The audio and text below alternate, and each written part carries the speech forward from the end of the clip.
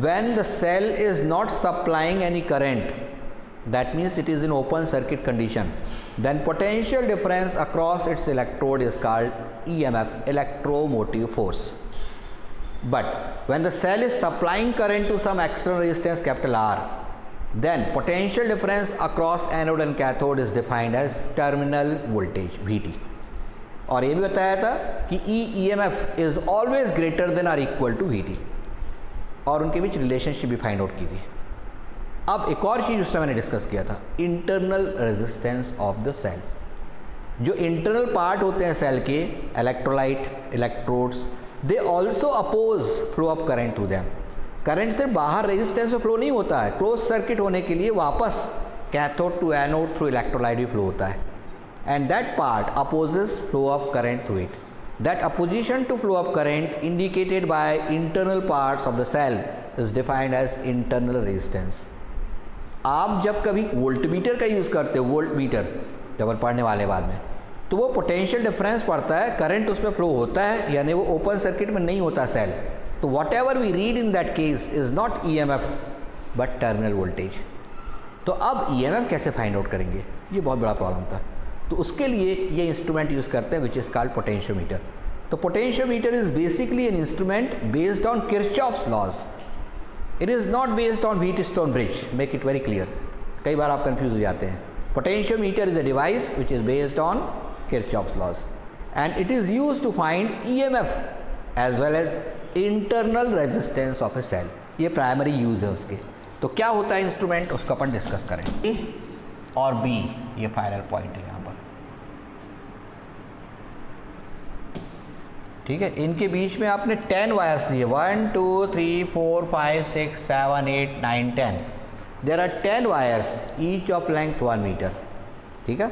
They are placed parallel to each other at equal small distance on a rectangular wooden block. ये wooden block जो दिख रहा है आपको, रेक्टेंगुलर वुडन ब्लॉक है. इसको मैं थोड़ा सा 3D बना देता हूँ जिससे आपको लगने लगे कि है वो. आपकी ड्राइंग अच्छी होगी मेरे से, आप बहुत अच्छा डायग्राम बना सकते हैं. इसको स्केल्स भी होंगे आपके पास, ठीक है. ये रेक्टेंगुलर ब्लॉक है.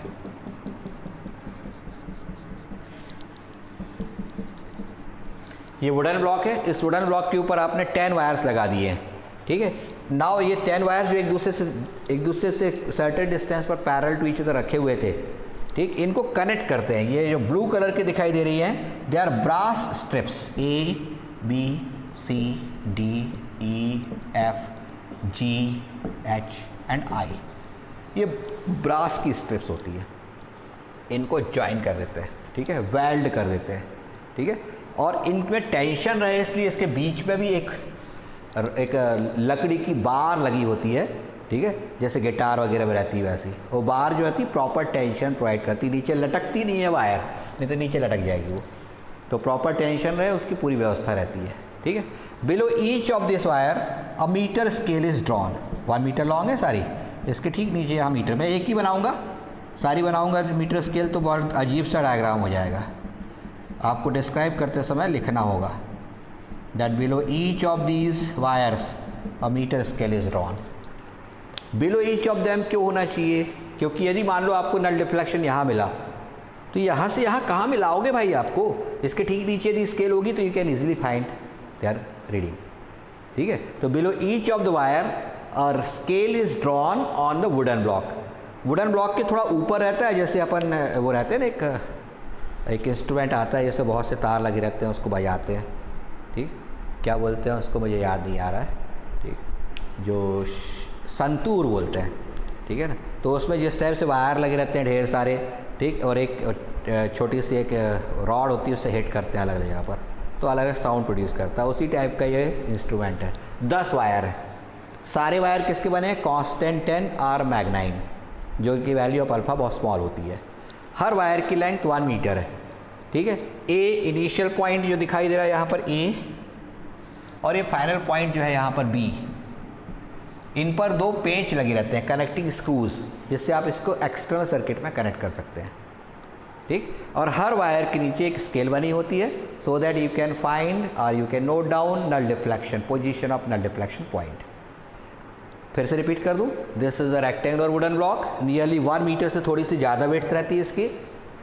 On this rectangular wooden block 10 wires each of length 1 metre are placed parallel to each other at equal distance.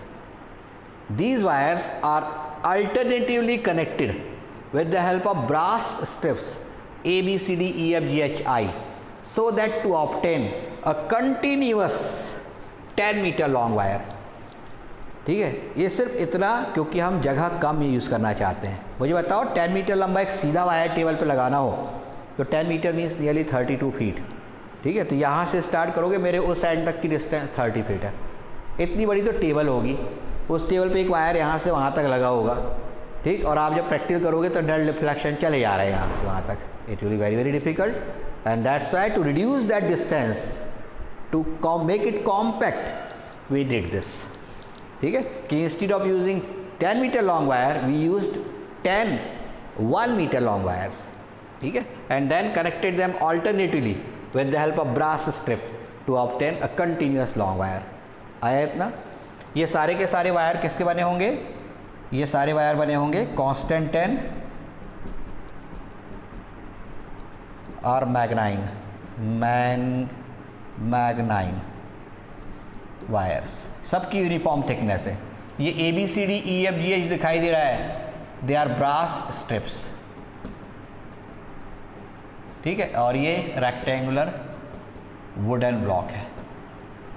कुछ जगह पर कुछ लैब में इंस्टीड ऑफ दिस 10 वायर्स सिर्फ 4 ही वायर यूज़ करते हैं, 1 metre long 4 wire, 4 wires. So total length of the wire is 4 metre only, लेकिन उससे उसकी सेंसिटिविटी कम हो जाती है। ठीक, एक्यूरेसी कम हो जाती है।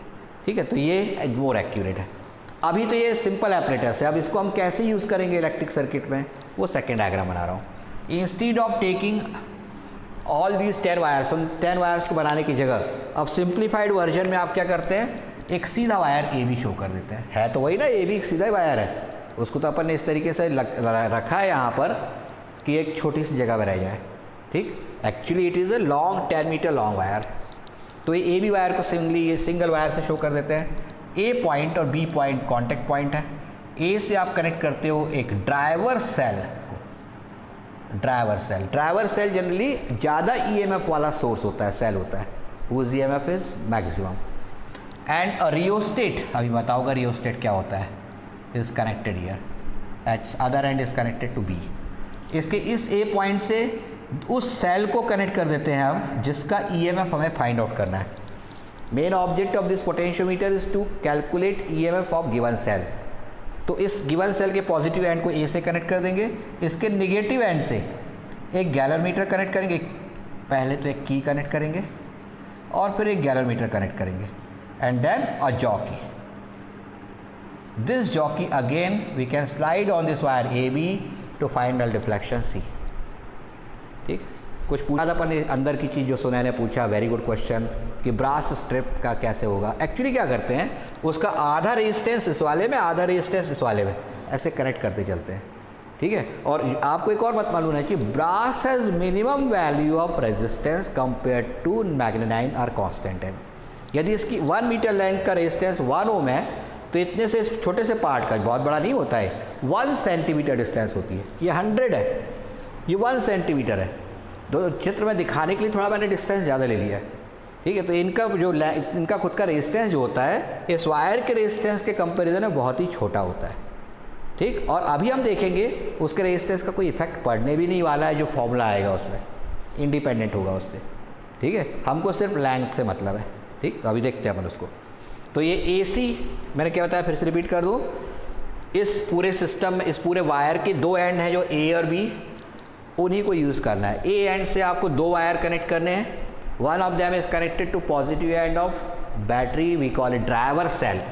इसको क्या बोलते हैं, ड्राइवर सेल। और दूसरे एंड जो निकाला है उसको अपने को जो गिवन सेल है जिसका EMF फाइंड आउट करना, उसके पॉजिटिव, हमेशा A को पॉजिटिव से ही कनेक्ट करते हैं। ठीक है, ये याद रखना है। ये इसका नेगेटिव एक रियोस्टेट से कनेक्टेड होता है। रियोस्टेट इसी को वेरिएबल रेजिस्टेंस भी बोलते हैं कई जगह। ठीक, उसके ऊपर एक स्लाइडर रहता है, वो स्लाइडर शो किया हुआ है, इसको आगे पीछे करके आप रेजिस्टेंस की वैल्यू को चेंज कर सकते हैं। ठीक है, तो ये इसका अदर एंड बी से कनेक्टेड है। यहाँ इसके नेगेटिव एंड को या तो की से या नहीं भी कनेक्ट करो, की से जो चलता है, ठीक है, नहीं करते, चलो हटाओ। एक गैलोमीटर से कनेक्ट कर देते हैं, और गैलोमीटर का अदर एंड एक जॉकी से कनेक्टेड होता है। जॉकी हम एक्सप्लेन कर चुके हैं, पेन जैसा रहता है, ठीक। इसके एक एंड पर आके वायर जुड़ा हुआ है, दूसरा एंड जो है उसको आप उस वायर पर टच करते हैं, और एक null deflection point C find out करते हैं। Let its length be small L.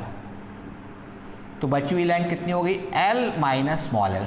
हमने मान लिया है कि एल जो है total length of wire A B है। एल की वैल्यू 4 मीटर भी हो सकती है, एल की वैल्यू 10 मीटर भी हो सकती है, दो टाइप के होते हैं क्योंकि, तो इसलिए मैंने उसको कैपिटल एल शो कर दिया है। ठीक, ये इतना सर्किट डायग्राम होता है। नल डिफ्लेक्शन सी पर मिलता है। कैसे मिला, क्यों मिला, अब उसको समझते हैं अपन इसके बाद। ये इतना आ गया, you got it all clearly.